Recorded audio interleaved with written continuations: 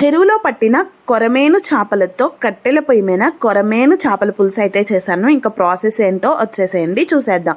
First అయితే కట్టెల పొయ్యి అయితే వెలిగించుకొని దానిపైన అయితే బాండి పెట్టేసుకొని అందులో ఆయిల్ అయితే వేసుకోవాలి. ఇక్కడ చేపలకైతే పైన తోలు అయితే తీసేయించారు మా నాన్న. ఇంకా వాటిని అయితే శుభ్రంగా కడుక్కొని వాటిని అయితే పక్కన పెట్టేసుకొని ఈలోపు అయితే మనకి ఆయిల్ కూడా వేడెక్కిపోతుంది. ఇంకా ముందుగా కట్ చేసి పెట్టుకున్న టమాటాలు అలాగే పొడవుగా కట్ చేసి పెట్టుకున్న పచ్చిమిరకాయలు వేసేసుకొని ఆయిల్ అయితే బాగా ఫ్రై చేసుకోవాలి.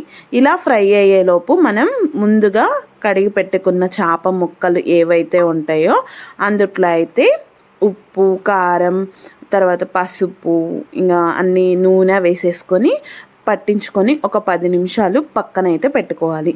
ఇక్కడ ఉప్పు అయితే చేపల పులుసు వేస్తాం కాబట్టి మనకి ఉప్పు అనేది కొంచెం ఎక్కువగానే పడుతుంది. అలాగే ఒక చిటికెడు పసుపు, ఇక్కడైతే చేపలు 2 కేజీలు కాబట్టి ఇంకా మనమైతే ఉప్పు ఒక 3 స్పూన్స్ వేసాను. అలాగే ఒక చిటికెడు పసుపు వేసుకొని ఇంకా కారం అయితే 4 స్పూన్లు అయితే వేసాను.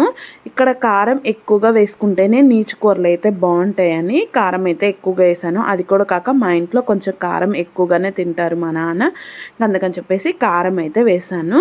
ఇంక ఇలా కారం వేసిన తర్వాత ఒక స్పూన్ ఆయిల్ అయితే వేసేసుకొని మనం ఆ ముక్కలకి మొత్తం పట్టించుకునేంత వరకు కలుపుకోవాలి. ఇలా పట్టించుకొని పక్కన పెట్టేసుకొని మనమైతే ముందుగా టమాటాలు, పచ్చిమిరకాయలు వేయించుకుంటున్నాం కదా, అవి వేగినాక అందుట్లో అయితే ఈ చేప ముక్కలు అయితే వేసుకొని ఒక 2 నిమిషాల పాటు వేయించుకుంటే నూనెలో మనకి ముక్కలు అనేవి గట్టిగా ఉంటాయి. ఇంకైతే ముందుగా చింతపండు నానబెట్టుకొని ఆ చింతపండు అయితే చిక్కగా గుజ్జు అనేది తీసుకోవాలి. నీళ్ళుగా అయితే గుజ్జు తీసుకోవడం వల్ల మనకి పులుసు అనేది అంత టేస్ట్ ఉండదు.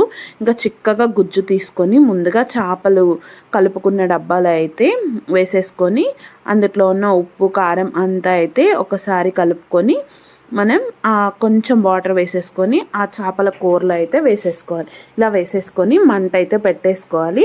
మంట పెట్టేసుకున్న తర్వాత మసాలాకైతే ధనియాలు, మెంతులు, చెక్క మొగ్గ, అల్లం చిన్నులపై వేసేసుకొని మెత్తగా పేస్ట్ లాగా పట్టుకోవాలి. ఇక్కడ చూడండి ఆయిల్ అనేది మనకి పైకి ఎలా తేలిందో అట్లాంటప్పుడు మనం మసాలా అయితే వేసేసుకొని ఈ మసాలాని నీళ్లు వేయకుండా వేసుకుంటేనే మనకి బాగుంటుంది. ఎందుకంటే చేపల పులుసులో ఆల్రెడీ పులుసుగా ఉంటుంది కాబట్టి మనం మసాలా వేసుకునేటప్పుడు నీళ్లు వేయకుండా వేసుకుంటేనే బాగుంటుంది.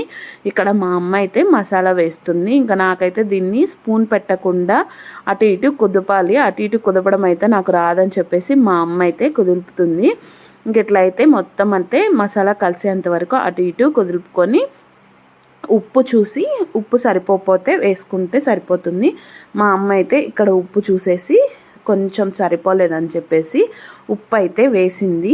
ఇంక ఇలా మసాలా వేసుకున్న తర్వాత ఒక 5 నిమిషాల పాటు పొయ్యి మీద అయితే ఉంచుకొని దించేసుకుంటే చేపల పులుసు అయితే రెడీ.